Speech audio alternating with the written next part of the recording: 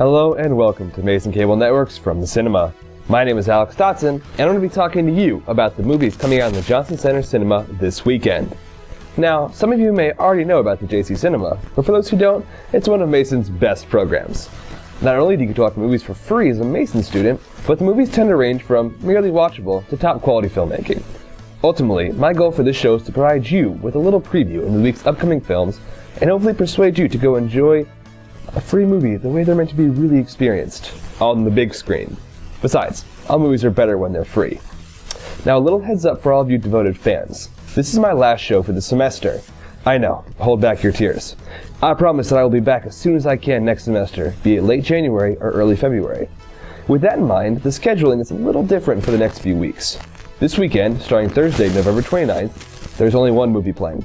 Wes Anderson's Moonrise Kingdom, starring Bill Murray, Edward Norton, and Bruce Willis, will be showing at all the normal times this weekend.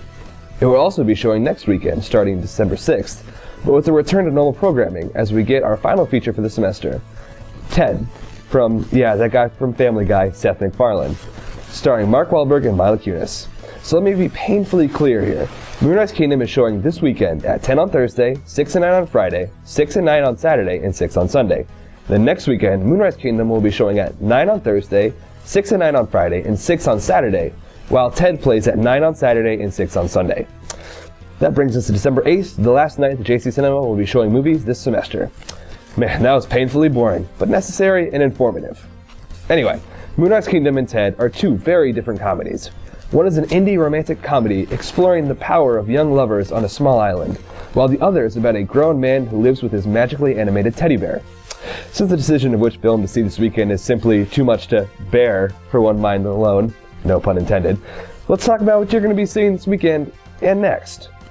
Alright, the hyper-stylized aesthetic direction of Wes Anderson's films such as The Royal Tenenbaums, The Darjeeling Limited, The Life Aquatic with Steve Zissou, Rushmore, and The Fantastic Mr. Fox possess a magical quality when it totally immerses you inside his little world in each film and creates a texture to the images passing through your mind. Needless to say, with his latest feature, Wes Anderson does not disappoint. Moonrise Kingdom follows Sam and Susie's forbidden pubescent love as he ditches Khaki Scout camp and she runs away from home so that they can be together. Set in 1965 on a remote island in New England, Anderson creates a vibrant atmosphere permeated with the potential for love that is set against the backdrop of an impending hurricane, which makes the island as much of a character as the rest of the eccentric cast. Bill Murray and Frances McDormand play Susie's worried parents, Edward Norton is the by-the-book Khaki Scout master, and Bruce Willis is the lovelorn police officer that leads the search party. As much as I love Norton and Murray's performances, it's really the kids who are the heart and soul of the show. With quick deliverance of their quippy dialogue, a definite chemistry is on display, and I ate it right up, making this film one of the most heartfelt stories of the year. Now Ted, on the other hand, is anything but heartfelt. Sexual innuendos, excessive marijuana smoking, lowbrow physical comedy, and two different 9/11 jokes all exude from the mouth of a fuzzy and adorable teddy bear.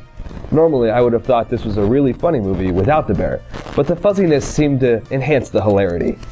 Of course, Ted's humor was balanced well with Mark Wahlberg, who is currently in the process of perfecting the hilarious straight guy role after his part in Ted and 2010's The Other Guys with Will Ferrell.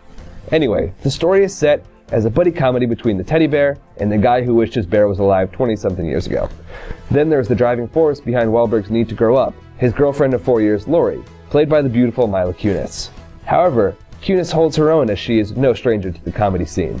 Apart from playing Jackie on That 70s Show for 8 seasons, she's also the voice of Meg, the daughter of the main character in MacFarlane's hit animated comedy, Family Guy. Speaking of which, don't think this is any perverted version of Family Guy the movie. No, Seth MacFarlane doesn't need to do that. While there are certain elements of Family Guy layered within Ted's presentation of comedy, such as the constant 80s pop culture references and non-stop punchlines, it really stands on its own and proves that MacFarlane has got a job in Hollywood if Family Guy ever ends. Heck, he turned out to be the very gutsy choice for this year's Academy Awards host in February. Expect to hear the Stewie voice at least once that night, reading out the titles of this year's best films. Well, this talk of the Academy Awards segues nicely into my surprise portion of today's episode. Since this is the last From the Cinema for 2012, I thought I would briefly share with you my thoughts in the past year in film. And boy, what a year it's been. I've seen 81 movies so far, and there are more than usual that I consider Oscar-worthy. This is the first time in quite a while that there are multiple pictures actually in contention for the Best Picture race. You've got Argo, Lincoln, Silver Linings Playbook, Les Mis, and Zero Dark 30, all as serious contenders, along with Life of Pi, The Master, and Beasts of the Southern Wild as dark horse contenders that could surprise us all. Now, I am a man with a very strong opinion, and currently my opinions aren't really matching up with the expert opinions from within the industry. I have compiled my own top 10 list, but until then, thanks for tuning in, and have a great night.